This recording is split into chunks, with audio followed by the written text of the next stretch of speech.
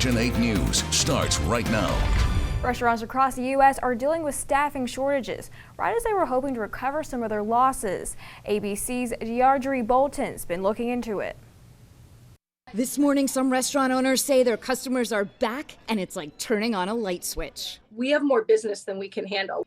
It sounds like a humble brag, but it's a business problem.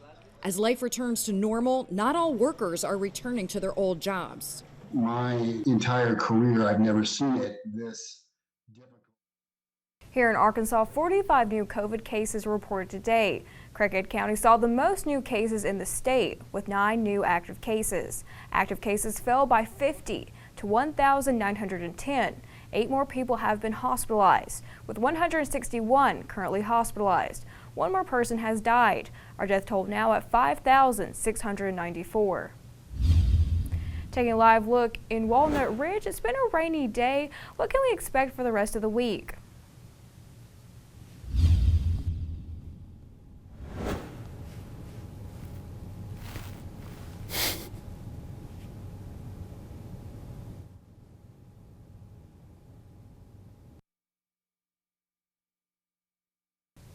Over 300 Girl Scouts attended a jamboree event at Crowley's Ridge State Park this weekend.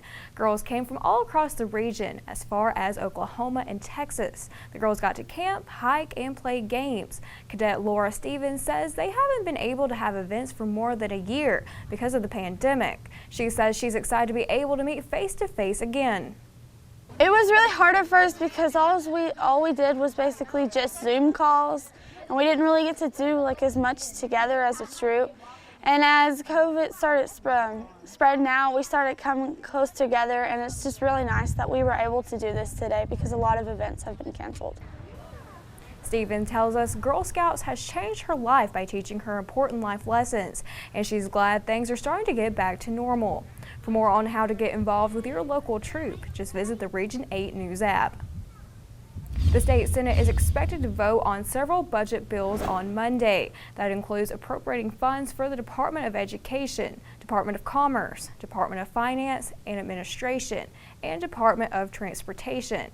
The Senate is also expected to take up a bill that would establish the state of Arkansas as a Second Amendment sanctuary state. Under the bill, ratification would be required for federal firearm laws. The bill was approved 75-11 in the State House earlier this month.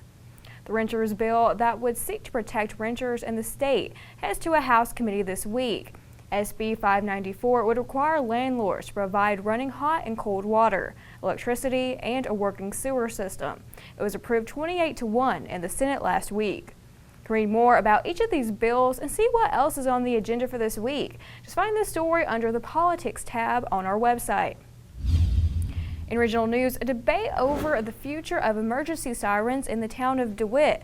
DeWitt has 2 sirens, and recently one of them broke, prompting the question, does it need to be fixed? The debate coming just weeks after a tornado caused quite a bit of property damage in and around the town. Haley Brooks has more. Some people want to fix it and some people don't. In the tiny town of DeWitt, there's a huge debate about fixing the emergency siren that recently broke. We have 2 in town. One works, one doesn't. The one that doesn't work is more out toward the school. DeWitt Police Chief Stephen Bobo says the broken emergency siren is really old, so it's not just one. We're learning more about a deadly mass shooting overnight in Kenosha, Wisconsin. It happened shortly before 1 a.m. when a patron at Summers House restaurant got kicked out after a disturbance. According to police, the suspect returned and shot 5 people, 3 fatally. This morning, authorities continue to search for a suspect or suspects. We don't believe this was a random act. I currently, from what I've been told, believe that the 3 people who passed away probably knew each other, and this was a targeted situation. New video of deadly police shooting in White. We must warn you, some might find this video graphic. It happened Wednesday evening as officers responded to a burglary call at a home in Honolulu. Authorities say 29-year-old Ladani Maini entered a home, sat down, and took off his shoes, prompting the scared occupants to dial the police. In the dark footage, you see 3 officers confront Maini outside the home. Despite requests to cooperate, Maini began to fight, knocking one officer unconscious. One officer deployed a stun gun, which didn't seem to have an effect on Mayeni, who continued to fight. That's when officers shot the suspect, killing him. They were in the fight for their lives, let me be clear with you. And as a result of this, they did very well. They were very brave and they fought for their lives. I was very impressed with what they did. They didn't shoot or discharge the firearm right away. This was not a case of overreaction. They were in a fight for their lives. Acting Deputy Chief Alan Nagata acknowledged officers did not identify themselves before shooting, but he said it was clear they were police, even in the dark. A Missouri law enforcement agency is changing its policies to prevent a police shooting tragedy, like the one in Brooklyn Center, Minnesota. The St. Anne Police Department is buying new equipment and changing its officers' training to avoid another deadly tragedy. Ryan Henson explains.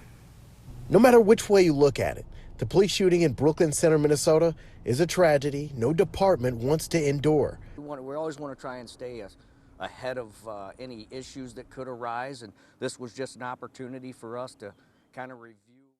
The St. Anne Police Department plans to have all of its black tasers replaced with bright yellow ones in the next 90 days. Axon, the company that manufactures many police tasers, is also looking to redesign that makes them look even less like service pistols.